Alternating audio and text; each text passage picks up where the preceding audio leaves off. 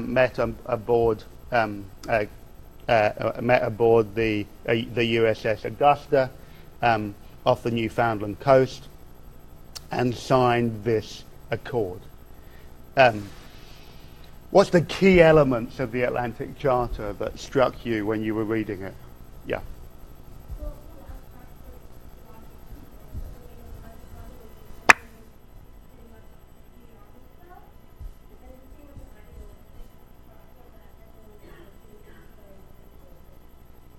Right, so there was a sense that of a potential carving out of American and British influence. Is that what you're saying? You want to say something?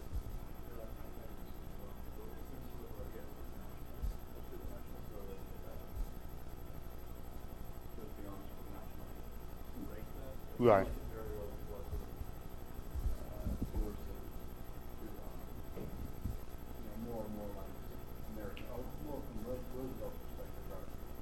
Right, so it's a quest for a type of extra-national sense of jurisdiction and influence.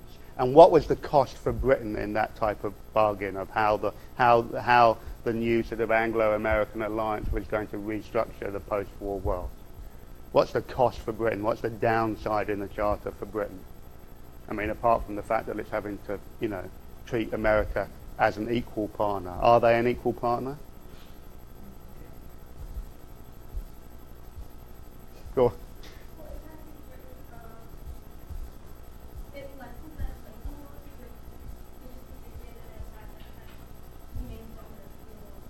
Mm-hmm.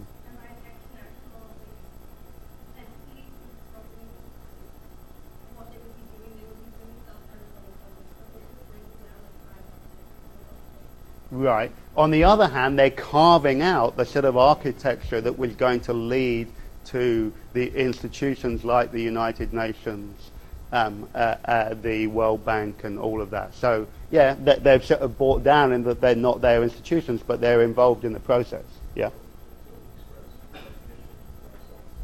Right. Right. And this is the critical thing. The old anti-colonialism of the United States, was so evident in after the First World War with, Wilson's champion of the right to self-determination comes back.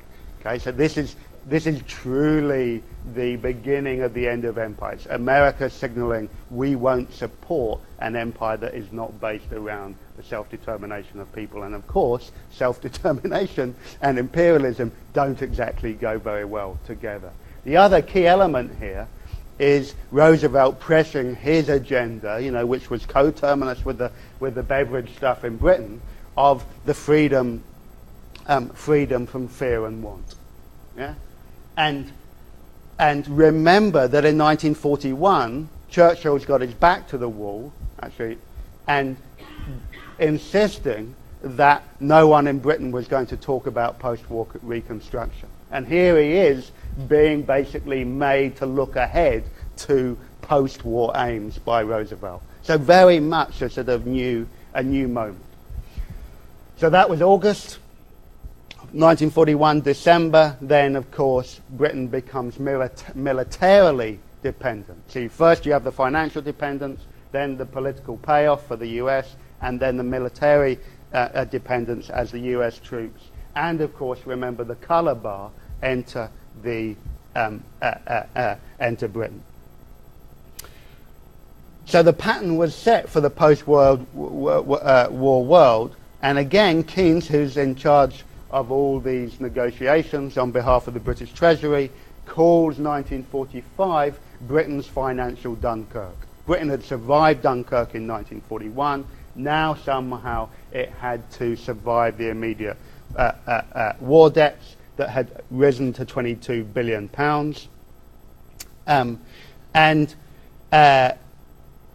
Had, of course, the war had resulted in a loss of 2/3 of Britain's exports and a massive balance of payment deficit, which, of course, placed the pound and the sterling under acute crisis. So off Keynes goes to Washington to beg loans in 1945 and gets a measly £3.75 billion.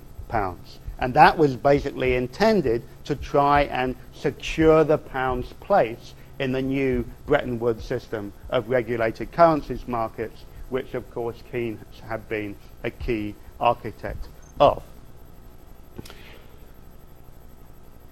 The second round of loans come in from 1947, and they come through the Marshall Plan. That's £145 million and a line of credit that extended to a further £930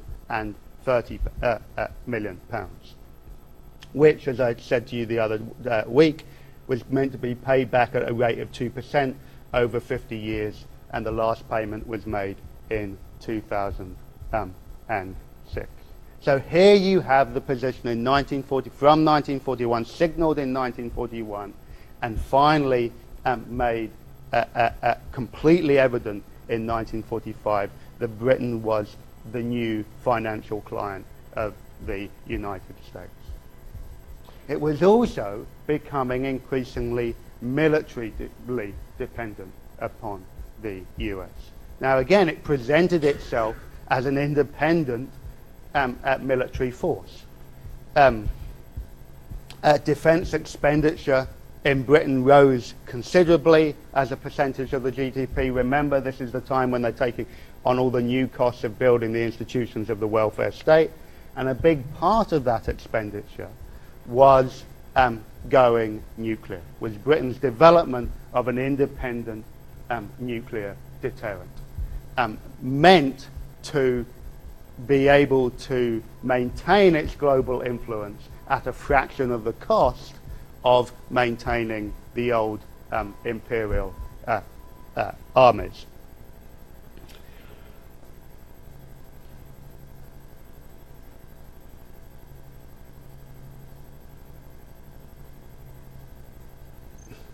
But independence was really a chimera, because Britain was absolutely dependent on the US for securing the boundaries of the new Cold War world, and that's very apparent with the formation of NATO, the North American, oh God, what does it stand for? North American, thank you so much, the North American Treaty Organization. North Atlantic Treaty Organization. Another moment, another potential nomination category, most serious mess up by Vernon. I can remember one other, but that would run it pretty close. Anyway, thank you very much, Herb. Thank you. And now I might go back to calling you Chip again. So, of course, NATO comes out of the blockade on Berlin in 1948. But really the NATO story and the story of the alliance in Europe is only a fraction of it, because really from 1942 you have American air bases in Britain, Lakenheath and Mildenhall, and you have the role of the United States increasingly in Britain's nuclear program in the 1950s at Aldermaston, which was why Aldermaston became the site of the marches by CND. There's some dispute about the role at the moment when American nuclear weapons arrive in Britain. They were formally acknowledged in 1958, but many people believe that they are around from 1954. So now Britain is not just an air base, it's now a weapons base for nuclear weapons, making it, of course, a target for the Soviets.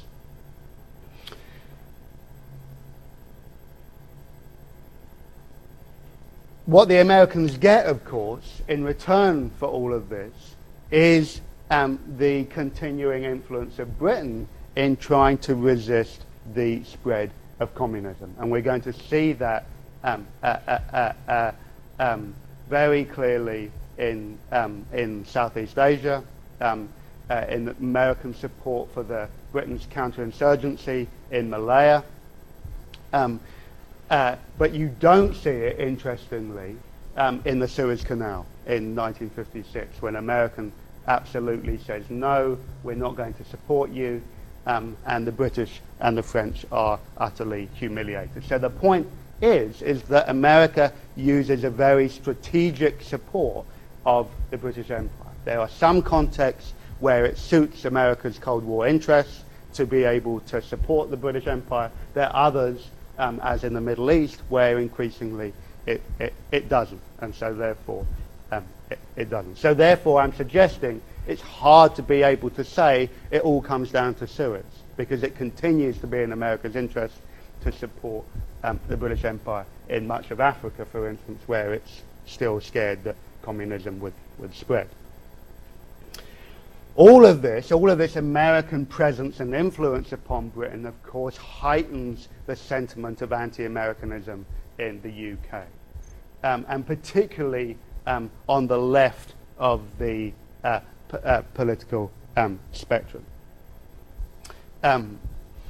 You have the Keep Left organisation in the Labour Party, headed by Crossman and Michael Foot, and of course you have, and they're pushing for basically Britain's non-aligned position in the Cold War, and of course you have the leading sort of cultural figures in CND, people like the philosopher Bertrand Russell, the historian A.J.P. Taylor, who wrote that stirring summary of England having arisen in the Second World War, Doris Lessing, Henry Moore, all of these people. So the sort of both the left of the Labour Party and the sort of liberal left intelligentsia are increasingly taking an anti-American line, or at least are arguing against such a American presence in the UK.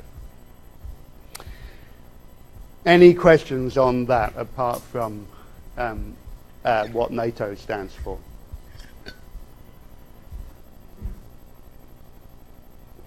No? Everyone happy? Okay, so let's do the decolonisation. And here I'm absolutely going to shamelessly, this is the glory of working at Berkeley with such talented graduate students, I'm now going to shamelessly steal a large part of Kara's dissertation project. And I'm not going to look at her because I'll be too embarrassed to do so. Okay, but basically assume that the next sort of 4 or 5 minutes is just an act of horrible plagiarism. With an acknowledgement. But it's still pretty cheap.